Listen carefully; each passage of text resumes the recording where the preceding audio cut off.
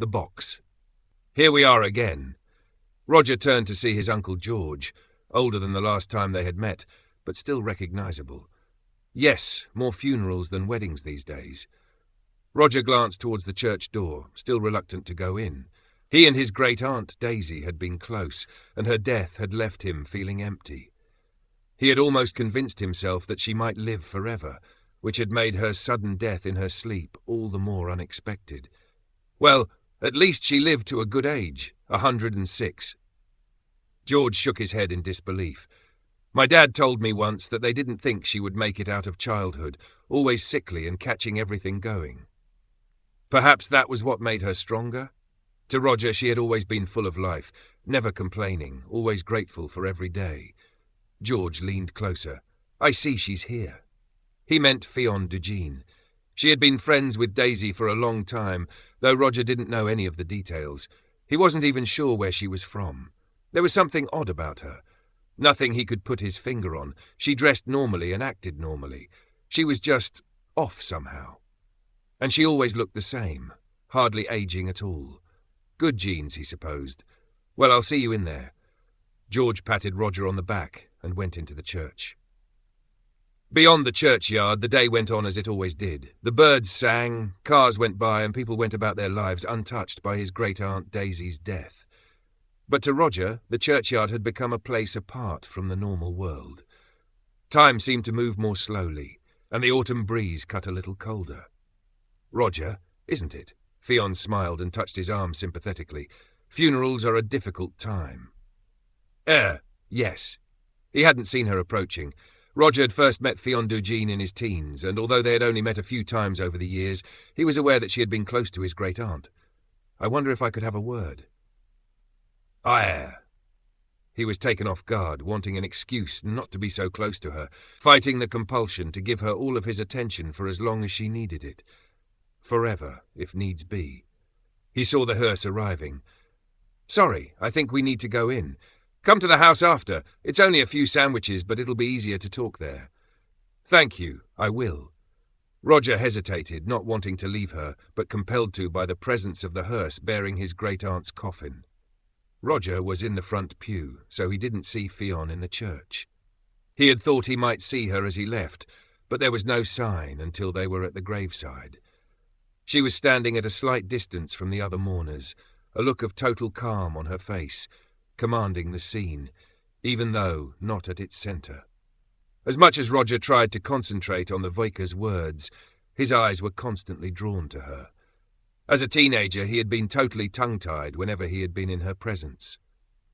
There was something in the way she stood and regarded the world that demanded attention. Roger lost sight of her as the funeral stumbled to a conclusion. Some of the mourners stood around chatting. Others drifted off. He stood at the grave a little longer, looking down at the coffin. It was odd to think of his great-aunt in that small box. Is that what we come to, after all the struggle and hard work? A box in a damp hole in the ground. Was it worth it? Daisy had thought so. As he walked away, he promised himself he would come and visit her when he could. Though he had made promises before, he hadn't kept. The house seemed full, but he supposed there were only about 20 people. Most of them were in the living room, drinking and demolishing the ham sandwiches and sponge cake. Uncle George was drinking whiskey and playing host, even though it had been Roger who arranged the funeral and the wake. Not that he minded. Daisy had outlived her brothers and sisters and had not had children of her own. And of course, all the aunts and uncles were also old now. Roger reluctantly did the rounds, told a few stories about his great-aunt, the way you do at funerals. He had the seemingly obligatory conversation with some distant relative whose name he couldn't remember about some other relative whom he was sure he had never met, before feeling a need for a break and going into the garden. It was small, but his great-aunt had always kept it beautifully. There was a winding brick path and a riot of colour in the flower beds, despite how late in the year it was. "Would this be a good time for that talk?" asked Fionn, stepping out of the back door to join him in the fresh air. Yes. He glanced her way, but then kept his eyes on the garden for fear he would lose the power of speech. "A long time ago, I lent your aunt a box. It had no value other than sentiment, and I was wondering if I might have it back." She stood close, her shoulder touching his. Yes, I don't think anyone else would, you know? It was ridiculous. He was in his 30s, and yet he felt like he had as a teenager. "It's upstairs."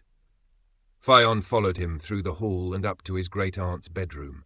It was, to Roger's eyes, a typical old lady's bedroom, all flowery wallpaper, frills, and lace doilies. It could have been a set from a period drama, an Agatha Christie. He had known which box Fionn meant as soon as she mentioned it. His great-aunt seemed to always have it with her. And there it was, sitting on the bedside table. A small plain wooden box, slightly worn here and there from being handled. It weighed almost nothing when he handed it to Fionn. "Thank you." Fionn opened the box and smiled. Inside was a small square of paper with the words 1 year written on it in neat copperplate handwriting. "There's always one left," she said without explanation. She took it out and put it in her pocket. "There, that's the end." "The end?" Roger didn't understand. "Never mind, just something between your aunt and me." She tucked the box under her arm. "Well, I'll bid my farewell. You don't have to rush off, you're welcome to stay." He didn't want her to go, because he suddenly knew this would be the last time they would meet. "I'm afraid I must go. I have someone waiting for me." He followed her to the front door and watched her walk away.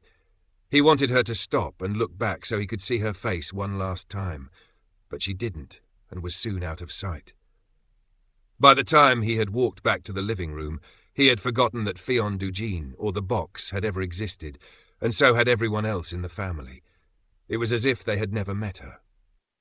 Fionn Dugeen walked quickly. There wasn't much time, and yet there was also all the time in the world. Such were the opposing forces that ruled her life. Standing still quickly was how she thought of it. All rush and all the same, over and over. She strode through the hospital and into the children's ward. No one challenged her. Only Mary Williams even seemed to see her.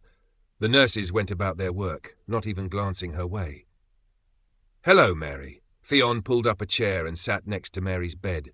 Mary was as pale and transparent as a cloud on a summer's day. Tubes and sensors tangled around her, making her afraid to move in case one came free. She had spent almost half of her life in one hospital bed or another, getting well, then falling back. And this time there had been no recovery, just an inexorably slow fall that she felt could only end one way.